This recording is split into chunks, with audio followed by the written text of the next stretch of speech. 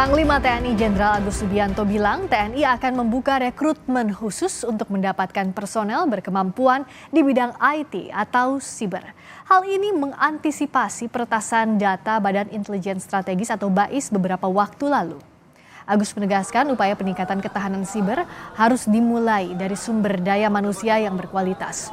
Untuk itu doktrin terhadap bidang siber di TNI pun bakal diubah. Agus juga bilang TNI saat ini sedang mengevaluasi terkait peretasan yang terjadi pada data BAIS oleh peretas bernama Moon Hexer.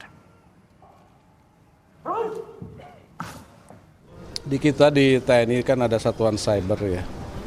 Jadi kita memang sekarang sedang saya rubah doktrinnya, kemudian TOP-nya memang harus mulai dari rekrutmennya. Personil cyber itu dari sipiliannya dia memang harus mempunyai kemampuan IT. Baru masuk lewat rekrutmen khusus, nanti pendidikannya juga khusus, baru kita masukkan ke satuan cyber. Tidak dari bintara umum atau tamtama umum atau perwira umum. Jadi khusus. Sebelumnya pihak TNI mengklaim data Badan Intelijen Strategis TNI dibobol peretas.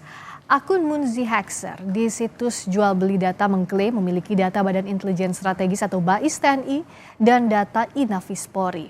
Dan diduga turut ada nama, foto, nomor registrasi pokok hingga nomor telepon sampel data dari Badan Intelijen Strategis atau BAIS TNI. Selain itu, pemilik akun mengklaim memiliki data seperti foto wajah anggota Inafis, sidik jari, dan data email. Data itu bersama 33,7 GB data dokumen rahasia dijual seharga $7.000 Amerika Serikat atau setara 114,8 juta rupiah.